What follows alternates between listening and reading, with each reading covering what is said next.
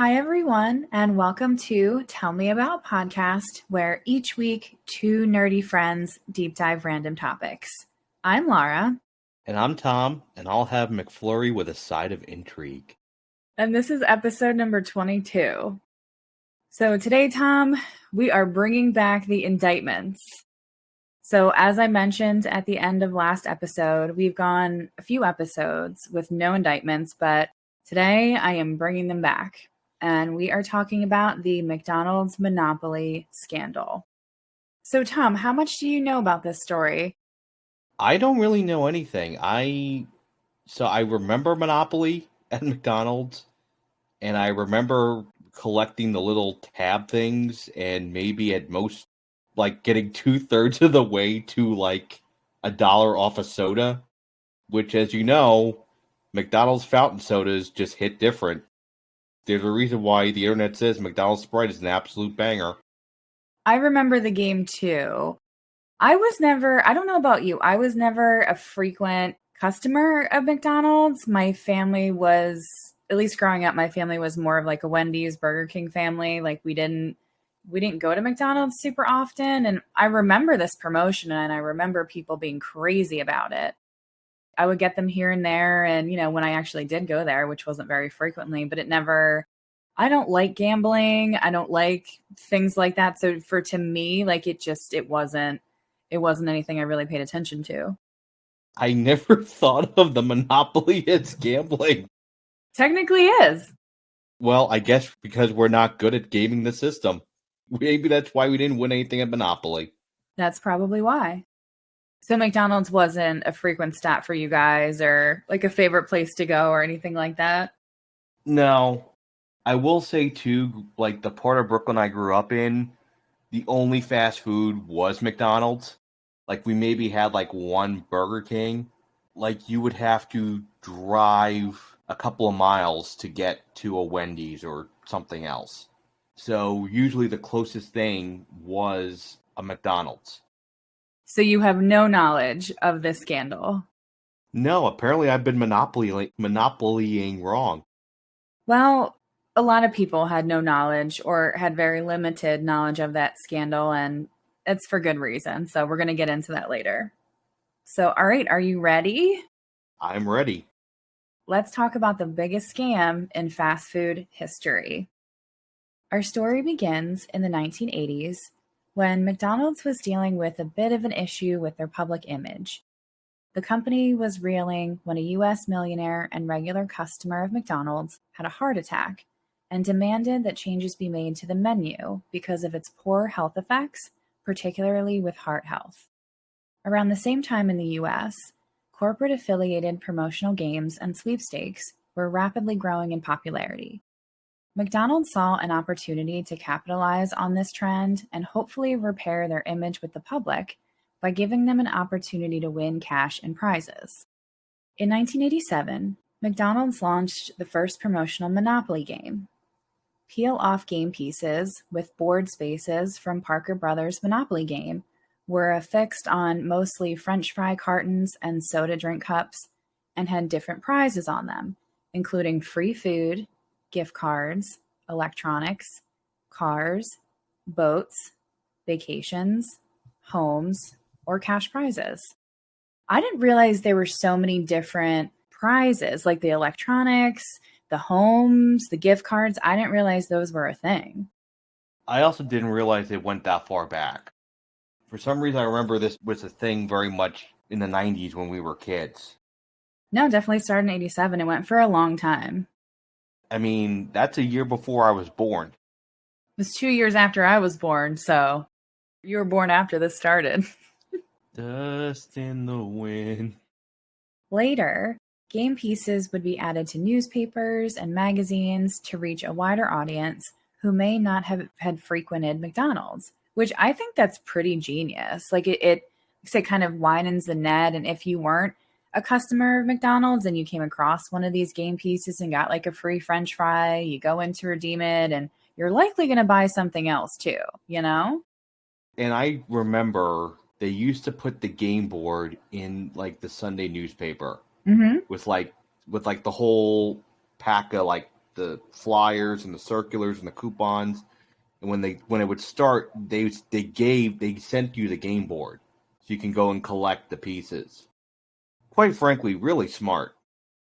Now, most prizes that were awarded were for free food and drinks or a meal upgrade, with a 1 in 4 chance of winning one of those prizes. Baltic Avenue was actually the most common and least valuable game piece, and it would become somewhat of a joke amongst regular players of the promotional game. So they'd be like, oh, fuck, we got another Baltic Avenue piece. I'm now imagining like some sort of like high rollers club, and they're all just sitting there like a poker game, and you go Baltic Avenue. Ah, shit. That's kind of what this became. Like, people got serious about this. What'd you get? Another fucking Baltic Avenue.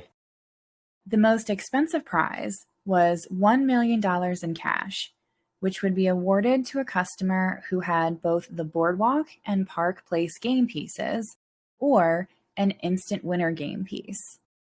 The odds of winning, however, would not be in the customer's favor. It was actually less likely to win one of the bigger prizes at McDonald's than it was to win the actual lottery at the time. One statistic cites the chances of winning the $1 million prize in the US as 1 in 1.6 billion. And of course, the customer wasn't aware of this.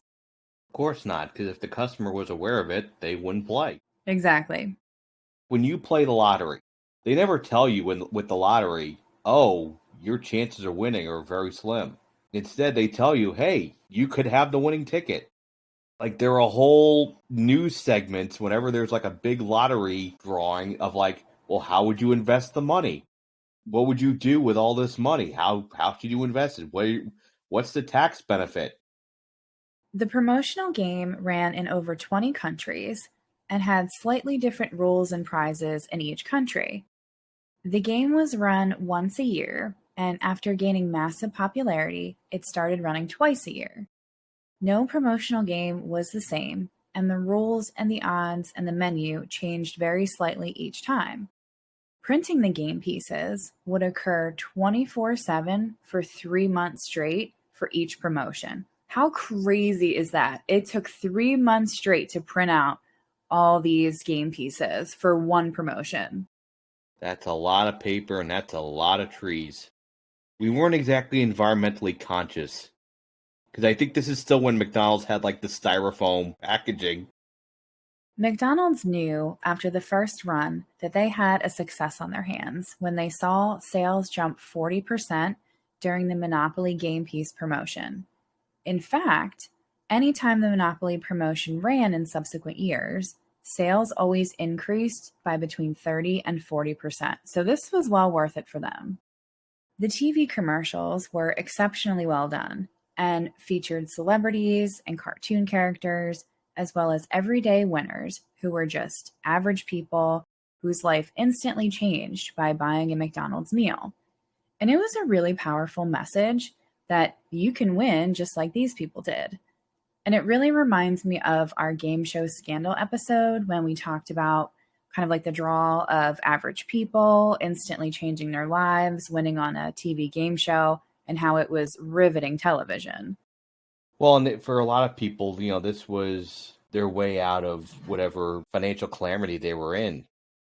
People would trade game pieces or travel and road trip to other McDonald's locations, thinking that they would have better luck finding winning game pieces in other locations outside of their hometowns. One documentary, somewhat jokingly, talked about how this promotion exposed children to the concept of gambling and not only got away with it, but encouraged it. Now, this isn't the scandal, not by a long shot. Jerome Jerry Jacobson had dreamed of being an FBI agent when he was a kid, and he started his career as a police officer. His dream quickly came to an end when he was diagnosed with some health issues and was forced out of his job. He then started a job working in security for a commercial printing company called Dittler Brothers Printing, and they would be responsible for printing the game pieces for the McDonald's Monopoly game. Jerry was soon poached by Simon Marketing an independent marketing firm that contracted with McDonald's to run the Monopoly promotion, and they hired him to be their director of security for $70,000 a year, which was a really great salary back in 1987. It was Jerry's responsibility to ensure that the game pieces were secured and distributed to McDonald's packaging locations. And it was a process. It started in Atlanta, where the Monopoly game pieces were printed by Dittler Brothers as they were being heavily monitored by cameras and security teams. They were placed in an envelope with a tamper-proof seal placed on the outside. Winning pieces worth $25,000 or more were heavily guarded and kept in a vault with dual-control keypad access. Bigger prizes also had slight imperfections in the font on the game pieces, which changed with each promotion. Each game piece also had a code on it that was only visible with a black light to prevent replication. So they really had this locked down. They were making sure there was no dummy game pieces or that these could be copied or anything like that. Like, this is the type of security that, like, dignitaries get. It was serious. It was a lot of money, though. Well, back then especially, it was a lot of money. When the game pieces were ready for transport to the McDonald's packaging locations, Jerry personally carried a briefcase handcuffed to his wrist with the envelope of the winning game pieces inside. The briefcase also had 2 combination locks on it, one for Jerry to open and one for an independent auditor who traveled with him to open, usually a woman named Hilda Bennett. I can tell already they have not seen Trading Places, because this is at least half of the plot of Trading Places. After arriving at the McDonald's packaging facilities, Jerry himself would apply them to the French fry cartons, cups, and sandwich boxes before they were sent to randomly selected restaurant locations. Jerry took his job very seriously. He wore a bulletproof vest, and at the packaging locations, he would follow men into the bathroom and check their shoes as they were leaving to ensure that none of the facility workers stole game pieces. In the first few years, Jerry was living the high life. All of his trips were paid for, and he only flew first-class flights and stayed in the most upscale hotels. Now, the timeline for the next part of the story is a little bit fuzzy. Jerry carefully observed and studied each part of the process. One day, a foreign supplier sent Jerry a sheet of these tamper-proof seals directly to his home instead of the printing company by mistake. He never alerted anyone of the error, but having possession of these seals got him thinking. Could he swap out these seals without anyone knowing? How foolproof was this process? He wanted to find out. Dun dun dun. The only thing standing in his way at this point was Hilda Bennett, the independent auditor. As they traveled around the country, he observed her entering her combination to open the briefcase and memorized it. While waiting in an airport for their flight, Jerry excused himself to go to the men's room with the briefcase still handcuffed to his wrist. While in a bathroom stall, Jerry opened the briefcase using both combinations, took out the envelope, and removed the seal. He took out at least some of the winning game pieces and replaced them with losing game pieces or ones with cheaper prizes. He pocketed the winning pieces into his vest and resealed the envelope with a tamper-proof sticker that he was sent by mistake. Now, the way this worked was that if the seal was removed, the sticker would change to indicate that it had been opened, but the envelope itself wouldn't change in any way. You wouldn't know just based on the envelope that it had been tampered with. So if a new sticker was affixed to the envelope, there was no way of knowing if the previous one had been tampered with. They made it to their destination and distributed the winning pieces to the McDonald's packaging center without incident. It's unclear if or how long he waited before he gave away the first winning game piece to his stepbrother. It was a $25,000 cash prize, and he coached his stepbrother on what to say and what to do when he claimed his prize. Because they had different last names, no one could easily tie them to each other. His stepbrother was a bit unsure at first, but went ahead and cashed in the prize, no problem. This next part, you're probably going to get pretty pissed at. It's also around this time that Jerry was observing the random selection process of choosing which McDonald's restaurants would get the winning game pieces. The Monopoly game pieces were distributed in both the US and Canada, but he noticed that when a restaurant location in Canada was chosen to receive large prizes, the random selection was reset until it chose a restaurant location in the US. So literally, no location in Canada ever received a big ticket winner for over a decade. This infuriates me for the Canadians. Like, this didn't have anything to do with Jerry. This wasn't about stealing pieces. This was literally McDonald's screwing them over and happily taking their money as they were trying to win these prizes during these promotions. This would never happen with Tim Hortons and roll out the rim. Tim Hortons does a yearly thing where you would roll up the rim of the coffee cup and there would be like Monopoly prizes. They would never do this shit. How fucking awful is that? Like, they didn't really talk about the reason behind that of why they had the location switched. I don't know, but it's just so fucked up. It's very fucked up. This was all Jerry needed to know. It gave him 2 reasons to justify what he was about to do for the next 12 years. In his mind, it gave him permission to screw over McDonald's the way that they were screwing over their Canadian customers. It also gave him leverage to use later against McDonald's if and when he would ever get caught. So basically, he saw the sign that said 90, however many billion served, which I don't think they have anymore, and said, well, fuck you, I'm getting one over on you. Essentially, yeah. Jerry gave the next 2 prizes, $200,000 for a $45,000 cut for himself up front, to both his nephew and his butcher. I mean, you're just giving it to your butcher? That's such a 90s thing. Mm-hmm. Just giving it to the butcher. Like, of all people, like, why not just give it to your barber? Just giving it to his butcher. They both accepted this deal and also claimed their prizes without incident. Not long after, Jerry would have a chance meeting at an airport that would quickly propel his scheme to the next level. He met and struck up a conversation with Jerry Colombo, a member of the Colombo crime family, who was on his way to Atlantic City to go gambling. They discussed the idea of distributing the winning pieces on a larger scale, with both of them getting a cut of the money. At first, Colombo wanted to make sure that Jerry was legit and that he actually had access to the winning game pieces. Jerry gave Colombo a game piece with the prize of a new Dodge Viper. Colombo claimed the prize and later appeared in a McDonald's TV commercial advertising the game.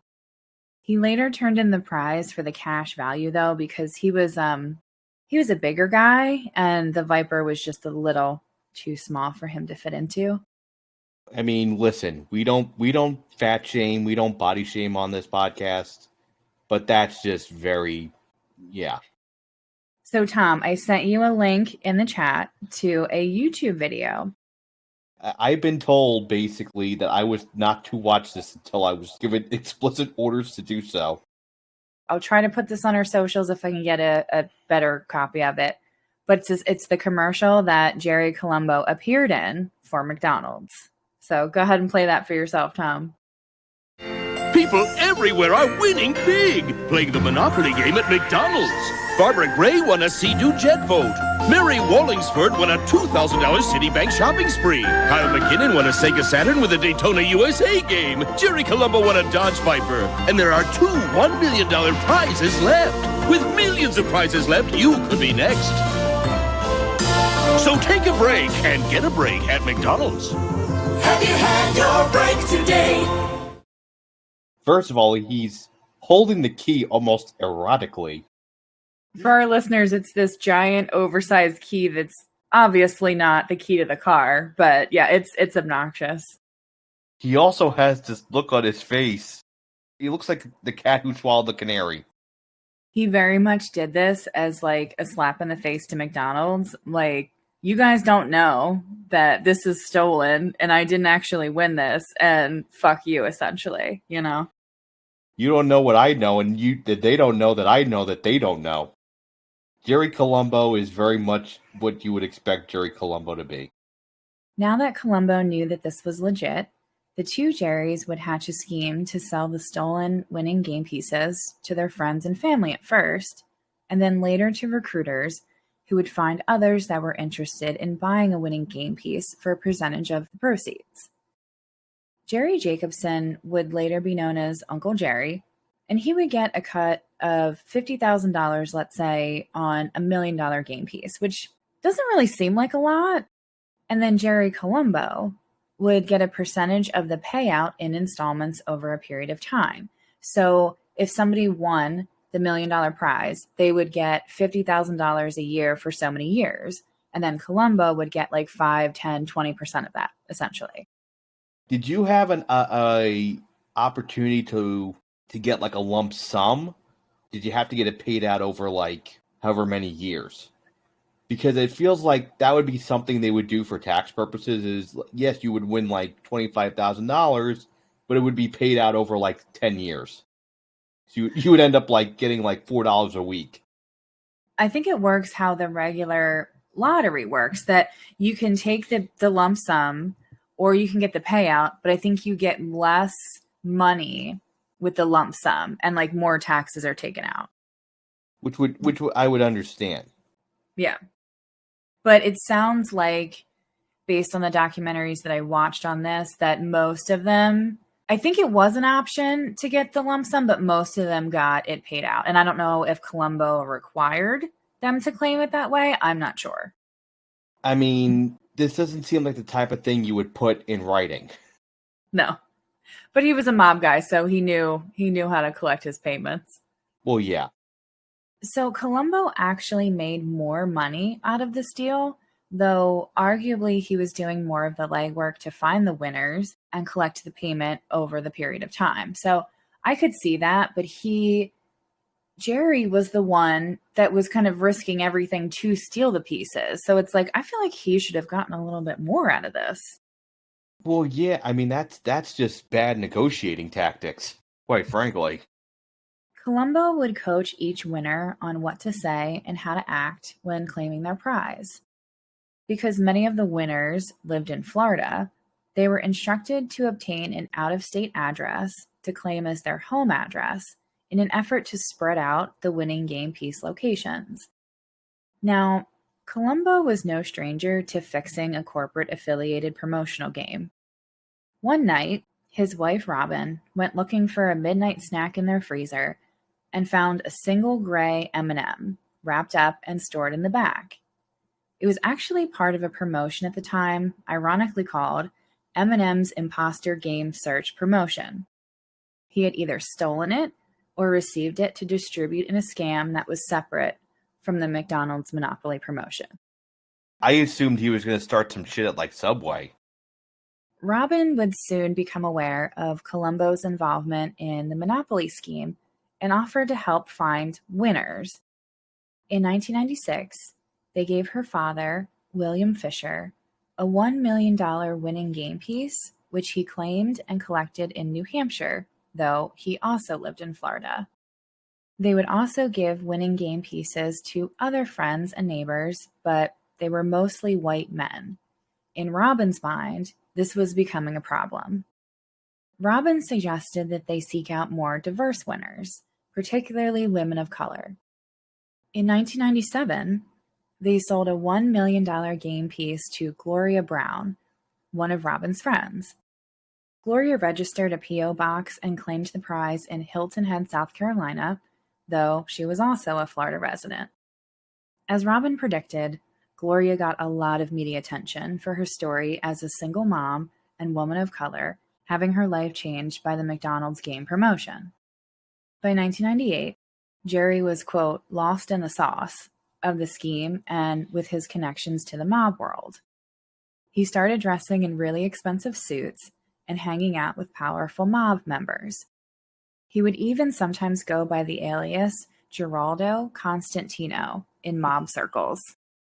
He reportedly started to get this God complex, knowing that he could single-handedly change someone's life. Now, 3 years prior to this, Jerry did make one very generous contribution.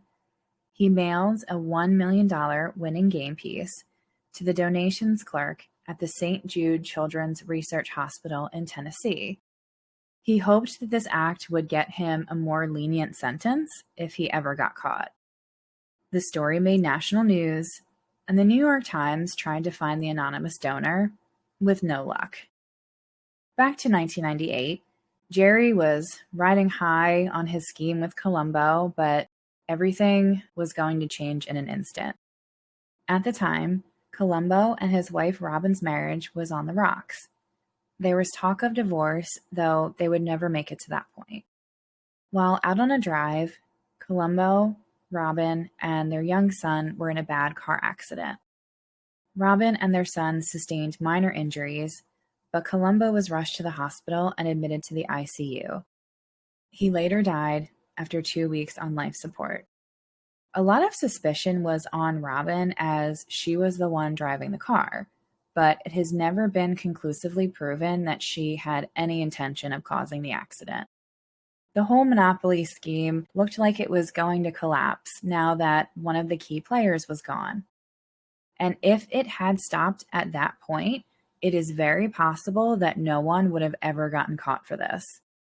But Jerry Jacobson was determined to keep it going after Columbo's death and enlisted the help of a man named Andrew Glom, who was a gambler and an ex-con from, you guessed it, Florida. Glom would distribute winning game pieces to his own network of friends and also began building his team of recruiters. Jerry would continue to distribute game pieces on his own to members of his classic car club and other friends in his growing network. Jerry had one stipulation. They couldn't claim the winnings themselves. They had to find someone else to claim it, and then they could ask for whatever cut they wanted after Jerry got paid. Between Jerry and Andrew Glom, the scheme kept rolling successfully after Columbo's untimely death for a while. In March of 2000, the FBI received a tip from an informant to investigate the legitimacy of the $1 million winner of the Monopoly game, William Fisher, and his daughter, Robin Columbo. The tip sat on an FBI agent's desk in a Florida field office on a Post-it until one day, a rookie agent named Doug Matthews noticed it. Matthews had already grown tired of the endless investigations of insurance fraud that he had been assigned to. He inquired about the Post-it note, which simply read, quote, McDonald's Monopoly fraud, ? Agent Matthews was ready to jump right into an investigation and put together this huge undercover sting to catch the criminals orchestrating this fraud. Now, the senior agents had to rein him in a bit, and they first began investigating the location of the big prize winners over the last decade. They quickly realized that most of the winners had their main residence clustered in parts of Florida and Georgia, which was literally statistically impossible. They knew something fraudulent was going on here, but they didn't know what or how. They formed an internal task force with up to 25 agents working on the investigation at its peak. The FBI first needed to alert McDonald's of the fraud and determine if anyone working at McDonald's was directly involved. They met with a small group of McDonald's executives who were quite alarmed by the news. They directed them to the Vice President of Global Marketing, Amy Murray, to assist with their investigation. Now, there were several names tossed around for this investigation: Operation Unhappy Meal, Operation Fallen Arches, and Operation Hamburglar, which is my personal favorite. I really like Operation Hamburglar the best. Well, yeah, because, this is not how Grimace would do it. They eventually settled on the name Operation Final Answer, which is highly disappointing. I don't like that final answer. What final answer? It doesn't even make sense. Well, exactly. That's what I thought. But it was actually for an upcoming very similar game promotion that had a Who Wants to Be a Millionaire theme. So that's where they got that. But it was, I don't know, it should have been more McDonald's specific, not necessarily millionaire specific when most of the scams happened with the Monopoly game. So I didn't like this. Operation Community Chest was right fucking there. So McDonald's wanted to put this new promotion, the Who Wants to Be a Millionaire one, on hold at first. But the FBI insisted that this was a perfect opportunity to have oversight of the process and to set up wiretaps. As the winners came in from this promotion, as well as the most recent Monopoly promotion, the investigation began to heat up. Agent Matthews suggested that they go undercover to interview the winners at home to get their stories and hand them one of those giant checks with their winnings, like Publishers Clearinghouse style. Amy Murray was also recruited to come with them as an honorary agent because she knew how to interact with the winners. They created a fake production company called Shamrock Productions with the tagline, "'Cause you're just lucky," which I thought was, I think that's better than Operation Final Answer. Also, Operation Shamrock Shaken was right there. It was. That would have been better. Yeah, that would have been better.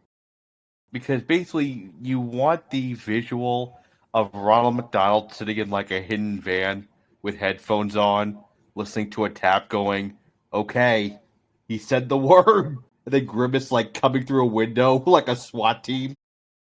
Their first home visit was to a man named Michael Hoover, a winner from the last Monopoly game promotion. The FBI agents who pretended to be the director and camera crew accompanied Amy to Hoover's home for the taped interview. Michael was stuttering and stammering while he was telling his story, seemingly forgetting key parts of his own story. He said that he was at the beach one day, reading a magazine, and had fallen asleep. When he woke up, he went down to the water's edge, still holding the magazine for some reason, to wash himself off. The magazine fell into the water and got ruined. He then walked to a local store to buy another magazine, and that's where he found his winning game piece. Now, the story definitely seemed suspicious, and Amy even said that in hindsight, a lot of the recent winner stories seem to have this particular pattern to them. At the time of the home interview, the FBI had already wiretapped Hoover's phone. After Amy and the FBI agents left, he made a call to Andrew Glom saying, quote, "They bought it. All of it." So, some geniuses here. So I think it was, if I'm not mistaken, I believe it was the head baseball coach at University of Alabama was fired because he got embroiled in a gambling scandal. Basically, he had someone he knew place a large bet on a baseball game he was managing after he scratched the pitcher.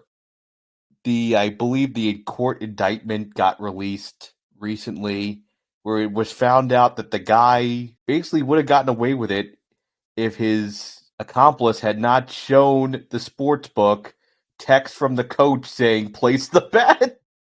That reminds me of, they bought it. They bought the whole thing. Like, are you stupid? I mean, he obviously had no idea that he was being wiretapped, but like... It will never fail with some of these schemes.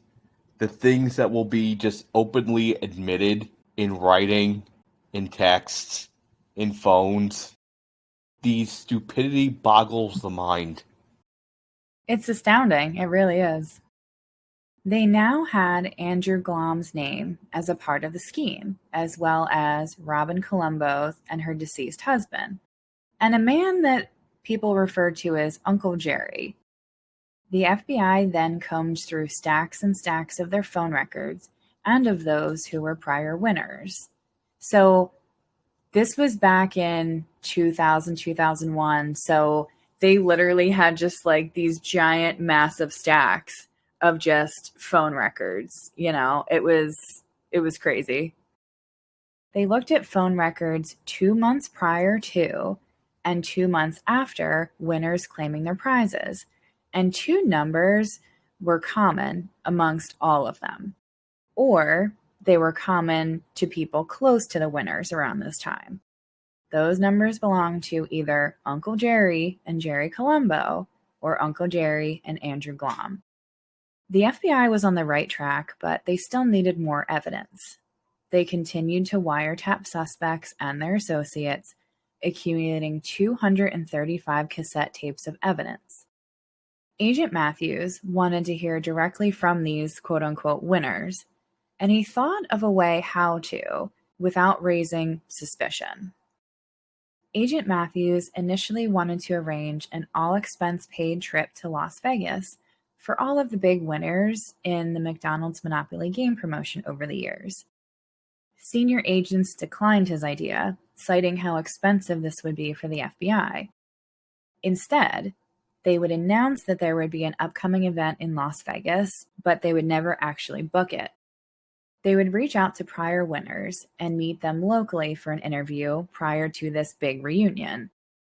Some of the winners agreed to meet with them for these fake interviews in order for the FBI to get their story on tape. Now, one of the documentaries that I watched made this point of saying how this may have looked like entrapment. However, the FBI said that because they had already told their stories before and they were willingly coming in for an interview to tell that same story, it was not entrapment. What does your legal mind say on that? Semantics. When the agent was explaining that, that's very much what it felt like. I'm like, that's just words. That's just a nice little end run around that, you know. It's not entrapment. It's just trapping the potential criminals inside of something. I mean, a very clever gambit, because basically you have them all on the record and you don't have to offer anyone a deal.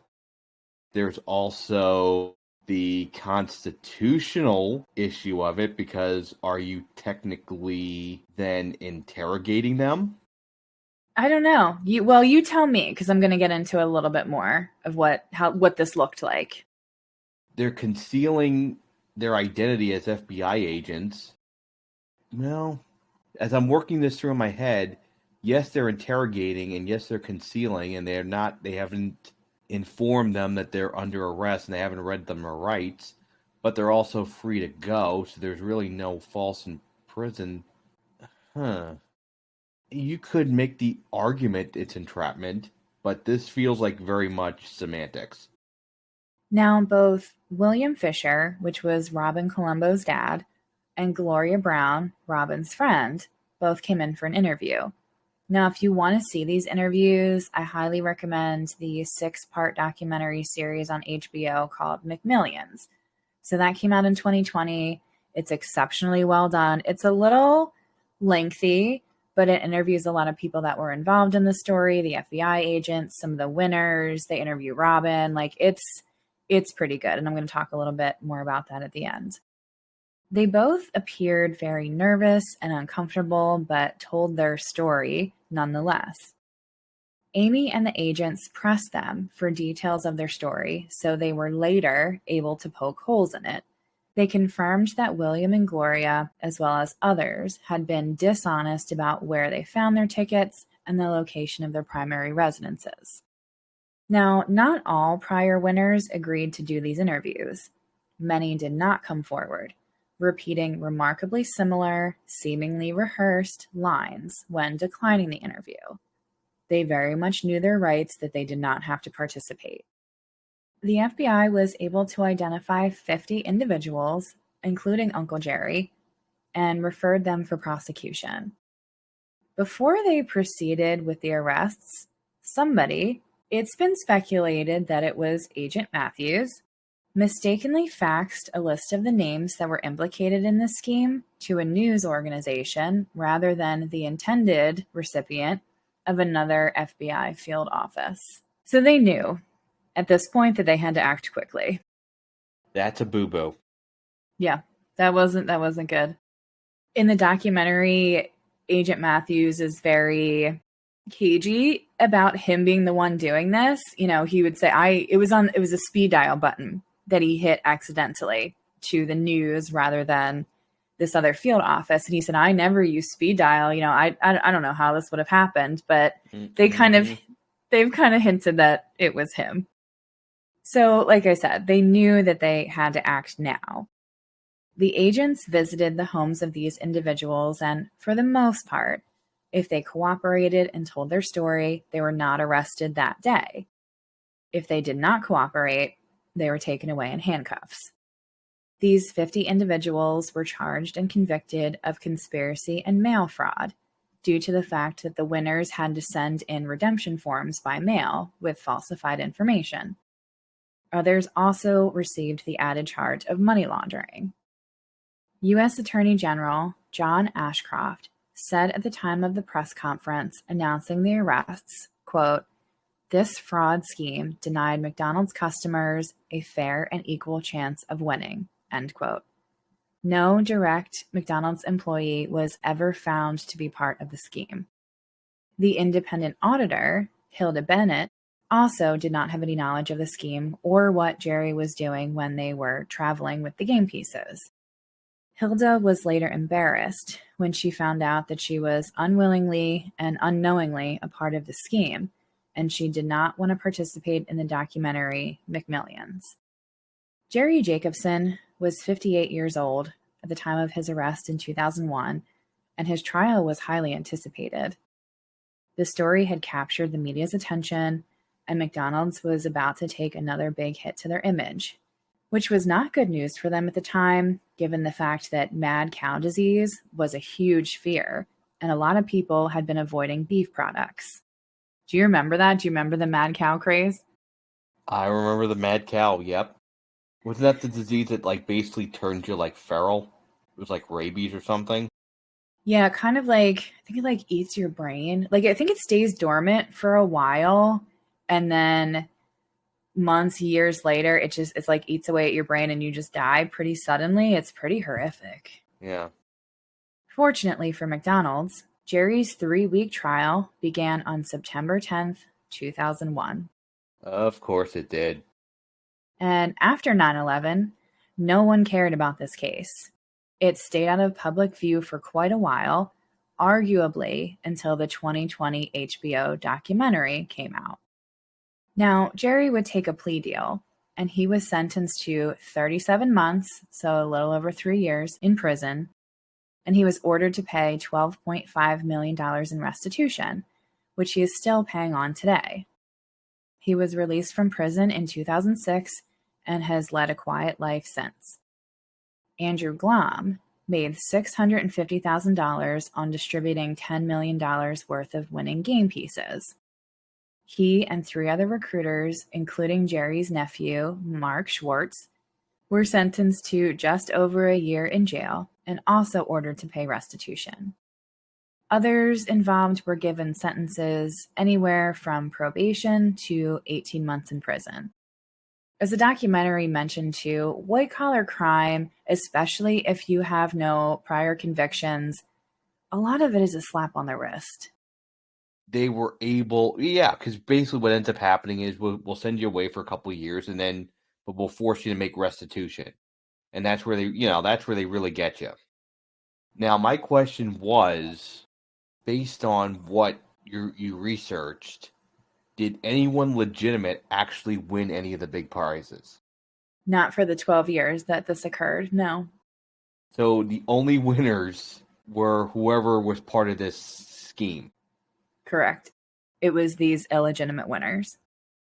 Now, what happened to the winners? Did they all get jail as well, or were they all prosecuted, or was it just the ringleaders? Definitely the ringleaders got larger sentences. Most of the fake winners just got probation, or they got 3 to 6 months. Again, like you said, most of their punishment was just paying back the restitution. So if they were hoarding all the winning chips, then what was the point? Exactly. And that's the whole thing, that nobody had a shot at this and nobody knew it. McDonald's didn't know it. Other customers didn't know it. Like I said, Canadians were really getting fucked over. It was, yeah. And there's a little more explanation to it. I'll get there in a minute. At the time of Jerry's plea deal, the FBI still didn't know exactly how he stole the game pieces. It was stipulated in his deal that he had to explain exactly what he did to steal the game pieces, and he did. Though the FBI never disclosed exactly how much Jerry made on the scam, it's estimated that $24 million in prizes went to illegitimate winners over 12 years. Prior to 9/11, the arrests did cause quite a bit of public backlash against McDonald's and their promotional games when customers realized that Jerry's scam ensured that there was little to no legitimate winners for, like I said, over a decade. To make up for it, McDonald's announced a special $10 million instant cash giveaway to be split among 55 random winners. And they also quietly gave away up to another $25 million in prizes to random customers. McDonald's immediately cut ties with Simon Marketing and Dittler Brothers Printing. Both companies collapsed and closed their businesses not long after, putting hundreds of innocent employees out of work. One of them being Jerry's ex-wife, who was head of security for Dittler Brothers. She had no knowledge of his scheme, but she said that she was not really surprised by it, knowing the person he was.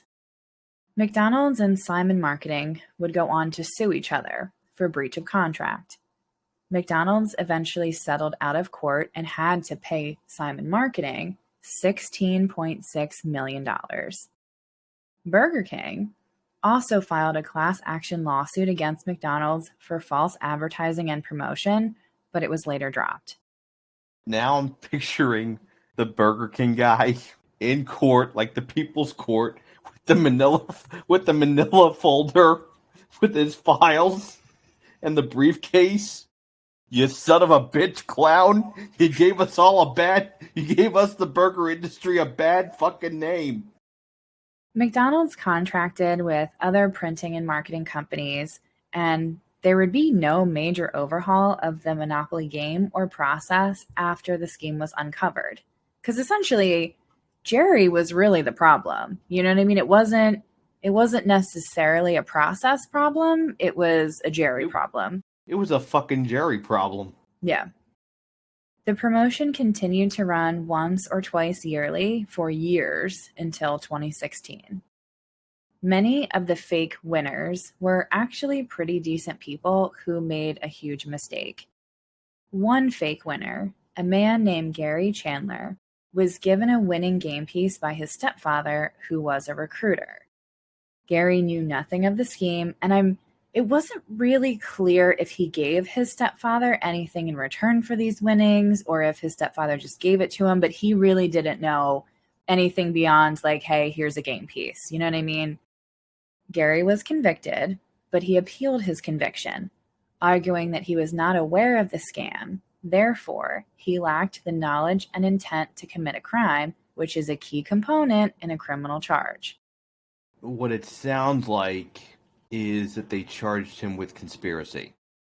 So when they charge you with conspiracy, the government has to prove it's what's called a specific intent crime, meaning that they have to prove that you had the specific intent of committing that crime.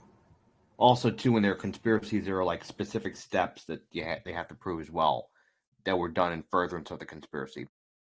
Gary's defense attorneys said that just because he broke McDonald's rules didn't mean that he broke the law. Now, prosecutors argued that he falsified information on the redemption forms, like where he found the prize, and sent it through the mail, and also that the fine print of McDonald's game promotion cites potential legal action for fraud or falsification of information. Gary's conviction was later overturned. He's interviewed on the documentary as well, and he seems genuinely like he didn't know, he wasn't a part of this, and he talked about how he felt this like character assassination, and even though I don't even think he got any jail time, he may have just gotten like a couple months of probation and restitution, but he wanted to fight this and clear his name, and like, I was not a part of this, and he won. The court on appeal saw that the government would not have been able, with the evidence that was there, to prove that he had the intent of participating in the conspiracy.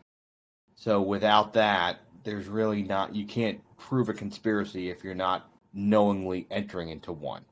Exactly. Also, too, obviously, McDonald's does not make the law. We answer to a higher power, and that's Five Guys. So some of the others that were convicted are still paying restitution on their winnings to this day, though most of them didn't end up with much after everyone else and the taxes were paid as a part of the scheme. Gloria Brown said that the money itself never changed her life at all. And Jerry's stepbrother, who was also charged and pled guilty, no longer speaks to him and is actually good friends with the man that prosecuted him, like prosecuted the stepbrother. Like he was actually invited to like his birthday party. Like they're good buddies now. It's, but the stepbrother took full responsibility and said, yes, I was part of this. I'm not going to lie to you. I'm going to give you everything I have. So he was very honest about it. That's one way to go about it. I just don't know how you prosecute any of the other, or a lot of the other people who won, especially if they had no idea. But I think for most of them, with the exception of Gary Chandler, who had his overturned, they paid something. They were aware that this was fraudulent, and they paid like so much money up front. That's different. If you're aware you're fraudulent, that's different. Exactly. And I think that was 98% of them. You're aware of the conspiracy, you're performing acts in furtherance of it, and you haven't thwarted it. FBI agent Doug Matthews reflected in the documentary McMillions that the more they kept digging, the bigger this case got. They thought that they had covered their tracks enough and spread around these winning pieces to enough different locations to avoid suspicion. Matthews also said, quote, I know McDonald's was victimized, but it didn't lose anything here. It's all the people that participated in this contest and thought it was legitimate, end quote. Now, I disagree with Agent Matthews that McDonald's was a victim in this. They had already allocated money for this promotion, so it really didn't matter who the money went to. They also got that 30 to 40% sales increase and successful promotional ads out of the winners, legitimate or not, who are just like you. This notion that McDonald's was a victim in any of this, to me, is bullshit. Tell that to the fine people of Canada who got a poke in the eye. Didn't even get a single prize. Yeah, when he said that, I was like, how is McDonald's a victim at all? Show me how they suffered at all because of this. Now, Jerry thought that he was screwing over McDonald's, but he was really screwing over the American people. He was right about one thing, though. It's speculated that he received a lighter sentence due to, in part, his knowledge about how McDonald's was directly screwing over Canadians by rerouting the major prizes back to the U.S. Now, McDonald's will never admit that, though. To end on a positive note, they discovered that it was Jerry who sent the donation to St. Jude's Children's Hospital back in 1995. And though it was fraudulently acquired before given to them, they were allowed to keep the entire donation. So that's a silver lining in the story. There is one more thing about this story that you may want to know. Do you want to know who the informant was? Was it Wendy from Wendy's? It was not. It was first speculated that it was one of the fake winners, this woman who got behind on her taxes and called the IRS to explain why she got behind and told them her whole story. She was never asked about her story again until many, many years later, and the FBI confirmed that they had no contact with the IRS on this case. The informant was actually Jerry Colombo's mother, 2 years after his death. Why, you ask? Well, after Colombo's death, Jerry Jacobson and the other recruiters cut ties with his wife, Robin Colombo. Now, she wanted to maintain her lifestyle, so she started committing check fraud. She was quickly caught and convicted, serving time in jail and away from her son. She was given a relatively short sentence, and her mother-in-law, who was caring for her son at the time, didn't want him to go back to her when Robin got out. So she called the FBI and gave them Robin and her father's name as being associated with some kind of McDonald's Monopoly game fraud. And it was a house of cards from there. Robin had had her sentence extended by 18 months for her role in the McDonald's Monopoly scheme. She was eventually released and reunited with her son. Now, he's an adult now with his own child, and Robin and her mother-in-law supposedly get along great, which makes no sense to me after that. I don't know how you'd pull that off, but okay.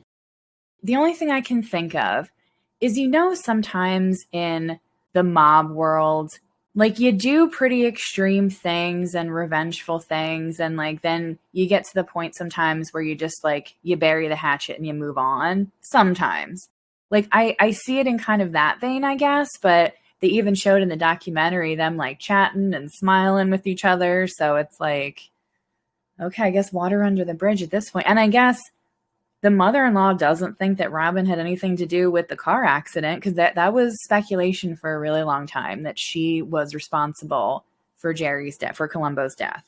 But then she also blows the whistle on her own son.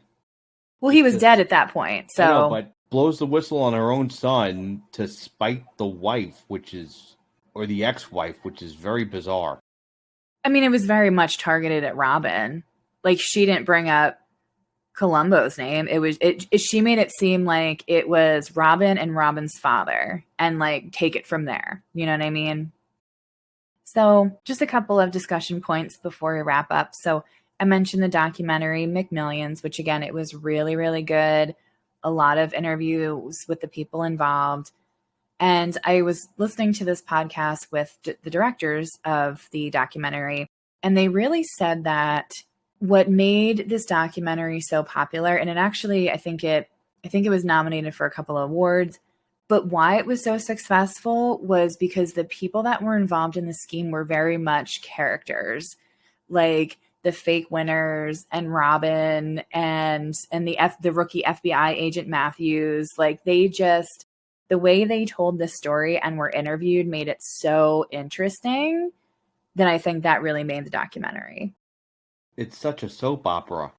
It is all of this family squabbling and petty drama all played out while a massive corporate fraud is being committed. Now, there also was a potential movie starring Ben Affleck and Matt Damon about this that was announced in 2018, but it never happened. So I don't know if there's ever future plans for that, but it seems like as of now, that project has been abandoned. If someone who follows us, go ahead and just Photoshop the Ben holding the Dunkin', smoking the cigarette, and holding the Dunkin' donut bag, and just Photoshop like a couple of Monopoly pieces or like the silver top hat. So a couple of points that I'm walking away with on this one is that honestly, like the lower level fake winners, they were really good people that just made a mistake, and the ones that were interviewed for the documentary really reflected on that and kind of owned up to it and how they kind of turned their life around and learned from this and admitted their mistake when the FBI came calling. So I commend them for that, for coming forward and taking ownership of it. And I don't think McDonald's is a victim at all in this situation. And again, the worst part of this, the biggest victim, again, is these Canadians. Like I said, it's so much worse to be screwed over by a large corporation rather than just a few criminals, in my opinion. Go eat at A&W and Harvey's, Canada. They wouldn't do this to you. I mean, my thoughts on Canadian McDonald's now are very clear. I've very much drawn a line in the sand here. What do you think about the notion that McDonald's is or is not a victim? I have very little sympathy for a corporation. I say that all the time, but like I have very little sympathy for a corporation in terms of like things like that. I understand that a law was broken, but I also have very little sympathy for a multinational corporation that makes billions upon billions of dollars. The health of the company is being paraded and gloated right there on the friggin' sign. So I'm not going to, shed a tear for McDonald's. Do you think these were just good people who made a mistake? The lower level ones. Oh, I think so. I think a lot of people did not realize what they were getting into until it was too late. And then once that happened, it's, what have I done? That was very much Gloria Brown's story. Like she said, honestly, before she knew it, it was like, oh shit. Like I could get in a lot of trouble for this, you know? Now, the ones that on the commercial, the one who wins the jet ski and the lady who wins the Citibank card, were they fake winners or were they actual winners? That I'm not sure. They may have been actual winners. It really was the $1 million prizes that most, if not all of those winners over that 12 years were not legitimate. Those were the ones they really targeted. Got it. Now, my last question for you. Let's just say you're in a financial bind. You don't have a lot of options. Somebody approaches you with this deal. Would you take it? When someone approaches you, are you aware that it's illegal? They make a deal with you that you give them a percentage of the winnings. I think that's all you're aware of. You don't know that where the game piece came from. You don't know that it was fraudulently taken. You just know that you have to give this person 10, 20, 30% of the proceeds. That's all you know. I don't think I would do it. I don't think I could go through with it. I think I would think about it, but I would definitely get a bad feeling about it because I think for me, it would probably likely be somebody I'm not super close with. Mm-hmm. So, yeah, I don't. Something would set off red flags. But I would definitely consider it. I mean, listen, as Geddy Lee once said, $10 is $10. Who? The lead singer from Rush. Another great and fine Canadian. So tell us what you guys think. Would you have taken this offer? Does this sound at all appealing? Would you contemplate this at all? It's amazing to me how this flew under the radar for so long. And it really, like I said, it got suppressed by 9/11 and then everything that happened after that. But McDonald's really got lucky on this one. And I wonder, after 9/11, was there any effort to keep the story suppressed in any way by them? Yeah, and that I would say we're interested to see what you guys think because that's a really interesting question. So we really want to know what you guys think on that. Make sure to reach out to us on our socials, our Instagram, our TikTok, our YouTube page. We're going to be getting that up and running in the next couple of weeks. And definitely shoot us emails at the tellmeaboutpodcast@gmail.com and let us know what you think. All right, guys. We'll see you next week. Have a great week, everyone.